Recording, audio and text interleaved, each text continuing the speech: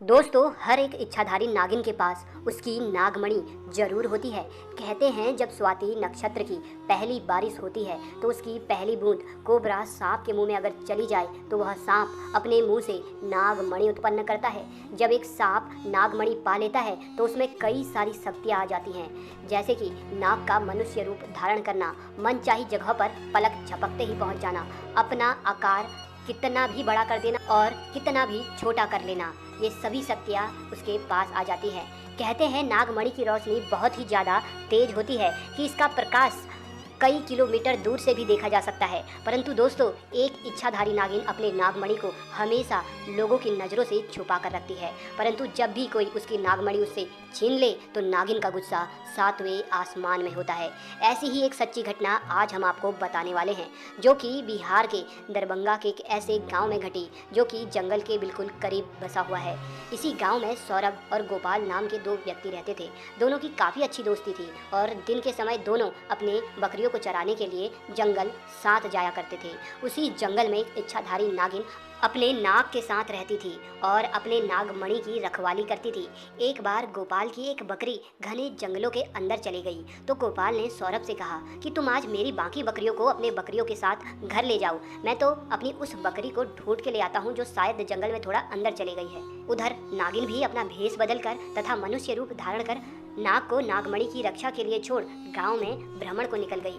जब गोपाल अपनी बकरियों को ढूंढता हुआ उस जगह पहुंचा जहां एक पेड़ के नीचे बने बिल से तेज रोशनी आ रही थी, उसे लगा कि कोई कीमती हीरा या फिर आभूषण उसके नीचे हो सकता है। तो उसने उस पेड़ की ही एक टहनी को तोड़ा और एक बड़ा सा डंडा बना लिया और उस बिल को जोर जोर से मारकर तोड़ने लगा। उस बिल को तोड़ते समय गोपाल बहुत तेजी से डंडे का वार कर रहा था, जिसमें से दो चोट नाग के बिल के अंदर मौजूद नाग को भी लग गई और नाग ने उसी समय अपना दम तोड़ दिया। जब गोपाल ने मरे हुए नाग को देखा और उसके पास तेज चमकती मणि को देखा तो वो समझ गया कि वो चमकती चीज नागमणि ही है। उसने पहले नाग को डंडे से हिलाया और यह सुनिश्चित किया कि नाग मर गया है या जिंदा है। फिर उसने जब देखा कि नाग मर गया तो उसने अपने जेब से रुमाल निकालकर उसके अंदर उस नागमणि को रख लिया और भागता हुआ तेजी से घर को निकल गया और भूल गया कि वो बकरी को ढूंढने जंगल में आया था और वो बकरी अभी भी जंगल में रह गई। इधर जब नागिन वापस अपने बिल की तरफ लौटी तो जैसे ही उसने नागमणि गायब पाई और अपने नाग को मरा हुआ देखा तो वह गुस्से में आग बबूला हो गई। उसने अपनी शक्ति से नाग की आंख में देखा और जान लिया कि ये हरकत किसकी है। गोपाल ने बहुत बड़ी गलती कर दी थी कि उसने नाग के शरीर को वैसे ही उस जंगल में छोड़ दिया था। अगर वह नाग के शरीर को उसी समय जला देता तो शायद नागिन को गोपाल के बारे में पता ही नहीं चलता। उधर गोपाल बहुत खुश था क्योंकि उसे दुनिया की सबसे शक्तिशाली चीज़ नागमणि जो मिल चुकी थी। गोपाल जब घर पहुंचा तो सबसे पहले उसने नागमणि अपने हाथ में पकड़ी और यह इच्छा जताई कि उसकी खोई हुई बकरी उसे मिल जाए। दोस्तों, चमत्कार हुआ कि अगले ही पल वह बकरी उनके घर के दरवाजे पर थी। गोपाल ये सब देखकर बहुत खुश हो गया। उसने नागमणि की सहायता से अपने घर को ही बदल दिया और अब वह गांव का सबसे अमीर इंसान बन चुका था और वह केवल और केवल नागमणि की मदद से। उधर नागिन अपने नाग का बदला गोपाल से लेने के लिए बेकरार थी, परंतु वह विवश थी क्योंकि गोपाल के पास नागमणि थी और वह तब तक गोपाल को नुकसान नहीं पहुंचा सकती थी जब तक उसके आसपास वो नागमणि हो।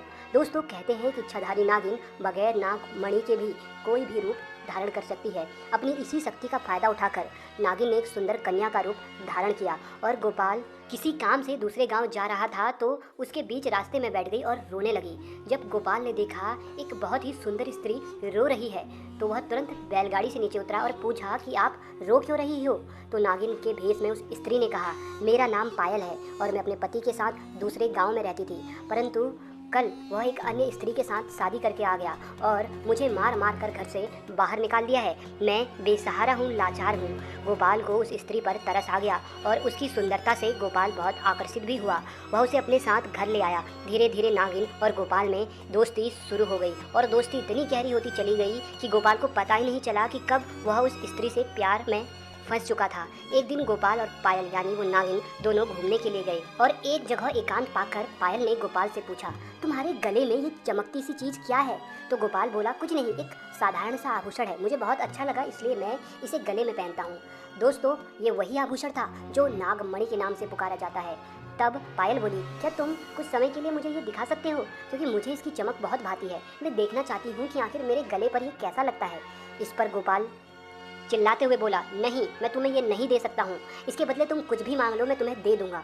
इस पर पायल एकदम से गुस्सा होकर बोली, गोपाल, तुम तो कहते हो कि तुम मुझे अपने जान से भी अधिक प्यार करते हो, और मैंने बस एक तुम्हारे गले की यह माला क्या मांगी। इस तुच्छ सी चीज़ के लिए तुम मुझे मना कर रहे हो और मुझ पर गुस्सा कर रहे हो। रहने दो, मैं जानती हूँ कि तुम्हारे लिए मैं ज़्यादा मायने नहीं रखती। परंतु गोपाल ने फिर न चाहते हुए भी अपनी वह माला निकाली और पायल को देते हुए बोला, ठीक है, कुछ समय के लिए तुम इसे पहन सकती हो, परंतु ध्यान से। पायल के हाथ में जैसे ही वो नागमणि आई, पायल का रूप एकदम से बदलने लगा। केवल एक पल में ही पायल एक सुंदर कन्या से एक भयानक कन्या के रूप में परिवर्तित हो गई। उसका चेहरा बिल्कुल नाग सा हो गया और उसने कई बार गोपाल को डसा और डस डस कर उसे मार डाला। नागिन का इंतकाम पूरा हो चुका था, उसने अपने नाक का बदला ले लिया था।